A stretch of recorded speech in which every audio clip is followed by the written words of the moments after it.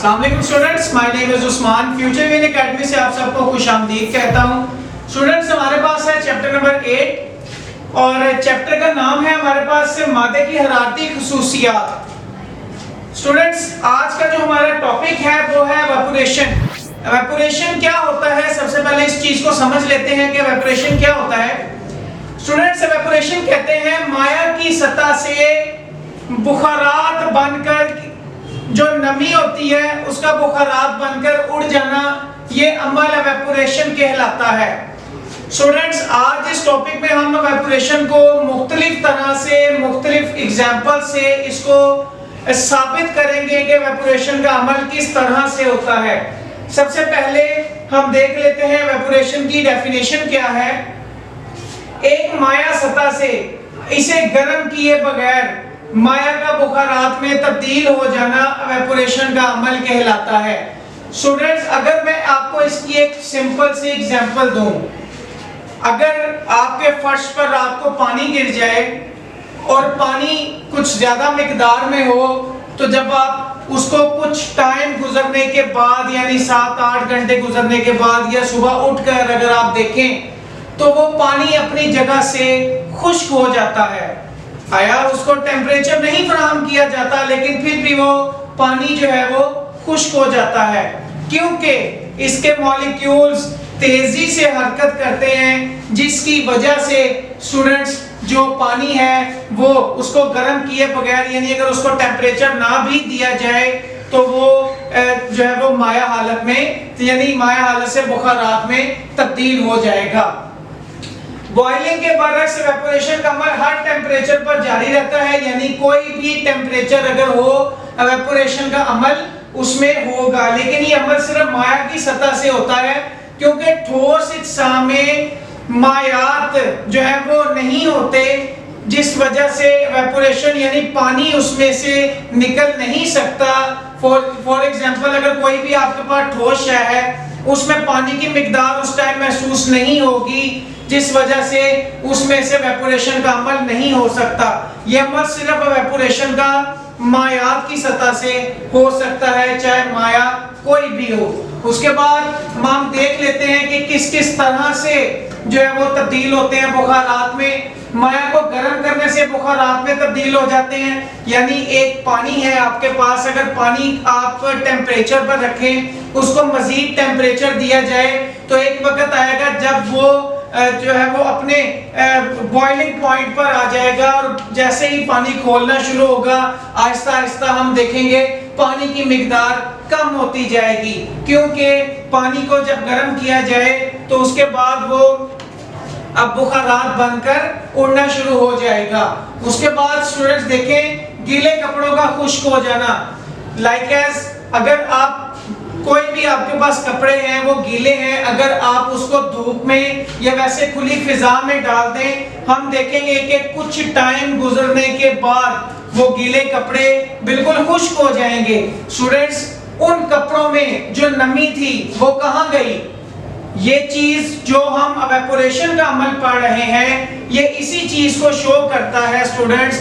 जो उन कपड़ों में नमी थी, यानी जो पानी था, वो एवापोरेशन के अमल से जो है वो तब्दील हो गया एवापोरेशन में। हम देखते हैं स्टूडेंट्स कि जब पसीना हमें आता है तो पसीना आने के बाद हमारी जो बॉडी है उसका टेम्परेचर बिल्कुल कम हो जाता है, यानी हमारा जो जिस्म है वो ठंडा होना शुरू हो जाता है, और कुछ देर के बाद अगर देखा जाए तो हमारा पसीना बिल्कुल खुश्क हो जाता है। इट्स मीन कि जो पसीने का खुश्क होना होता है वो भी मायात का बुखारात में तब्दील हो जाना है। उसके बाद ये अमल अगर देखा जाए किन किन वजूहात की बिना पर किन किन जगह पर हो सकता है, तो इसमें सबसे पहले हमारे पास टेम्परेचर आएगा। स्टूडेंट्स, टेम्परेचर के बाद उस सतह का रकबा, उसके बाद इसमें हवा का क्या अमल दखल होगा, और उसके बाद माया की नौइयत, यानी हर तरह के माया में एवापोरेशन का अमल एक जैसा होगा या नहीं, इस चीज को देखेंगे अभी। सबसे पहले आएगा स्टूडेंट्स हमारे पास टेम्परेचर।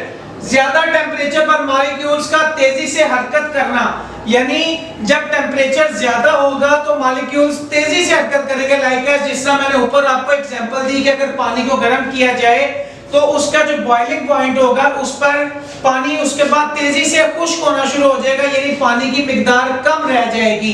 तो इट्स मीन अगर पानी को ज्यादा टेम्परेचर फराहम किया जाए तो पानी के जो मॉलिक्यूल्स होंगे वो तेजी से हरकत करेंगे और पानी के अंदर जो वेपोरेशन का अमल है वो ज्यादा तेजी से होगा। स्टूडेंट्स, इसकी एक एग्जांपल ले लेते हैं कि अगर गर्मियों में आप कपड़े, जिस तरह मैंने आपको कपड़ों की एग्जांपल दी, खुश्क करने के लिए अगर आप डालते हैं बाहर, तो गर्मियों में भी वेपोरेशन का अमल होता है और सर्दियों में भी वेपोरेशन का अमल होता है। लेकिन गर्मियों में वेपोरेशन का अमल ज्यादा तेजी से होता है सर्दियों की निस्बत, क्योंकि गर्मियों में जो टेम्परेचर होता है वो ज्यादा होता है, जिसकी वजह से मॉलिक्यूल जो है वो तेजी से हरकत करते हैं और वेपोरेशन का अमल तेज हो जाता है बनिस्बत सर्दी के। उसके बाद स्टूडेंट्स, दूसरी हेडिंग हमारे पास आती है सतह का रकबा। रकबा ज्यादा मॉलिक्यूल्स की हरकत तेज करता है। जैसे पानी को अगर आप बड़े रकबे पर फैला दिया जाए तो हम देखेंगे कि कुछ देर के बाद, जिस तरह मैंने आपको सबसे पहले पानी की एग्जांपल दी थी कि अगर पानी आपके कमरे में गिरा है, क्योंकि कमरे में पानी अगर आपने गिराया है उसका रकबा ज्यादा है, अगर आप कुछ घंटों के बाद या मॉर्निंग में उठ के देखेंगे तो पानी वहां से खुश्क हो जाएगा, क्योंकि रकबा जितना ज्यादा होगा, जितने ज्यादा रकबे पर पानी होगा उतने हिस्से से उतनी ज्यादा तेजी से मॉलिक्यूल्स हरकत करेंगे और वो नमी को खुश्क कर लेंगे, जिसकी वजह से इस पे जो वेपोरेशन का अमल है वो तेज होगा। और स्टूडेंट्स, हम देखेंगे तीसरा जो हमारे पास से अमल है वो है हवा का, यानी तेज हवा में जो माया के मॉलिक्यूल्स हैं वो ज्यादा तेजी से हरकत करते हैं और ये मॉलिक्यूल्स जो होते हैं वो माया में वापसी को रोकते हैं। यानी हवा का जो अमल दखल होता है, मायात जो होते हैं वो हवा में ज्यादा तेजी से वेपोरेशन का अमल करते हैं, क्योंकि हवा जो होती है वो नमी को जज़ब कर लेती है। जब नमी जज़ब होगी तो इट्स मीन कि वहां पर वेपोरेशन का अमल तेज हो जाएगा, जिस वजह से जो हवा है वो वापस नमी को नमी के जो मॉलिक्यूल्स होते हैं उनको उस माया में आने से रोकती है। उसके बाद माया की नौइयत, यानी क्या हर तरह के माया में वेपोरेशन का अमल एक जैसा होता है? नहीं स्टूडेंट्स, मुख्तलिफ होता है। जैसे अगर आप पानी लें उसमें वेपोरेशन का अमल देर से होगा, लेकिन अगर आपके हाथ में स्प्रिट है, स्प्रिट भी माया की एक एग्जांपल है, अगर आपके हाथ में स्प्रिट है तो हम देखेंगे कि कुछ ही सेकंड्स में जो स्प्रिट है वो आपके हाथ से खुश्क हो जाएगा। इट्स मीन कि स्प्रिट भी माया है और पानी भी माया है, लेकिन हर तरह की जो आइटम्स हैं, हर तरह के जो मायात हैं, उनके अंदर वेपोरेशन का अमल डिफरेंट होता है।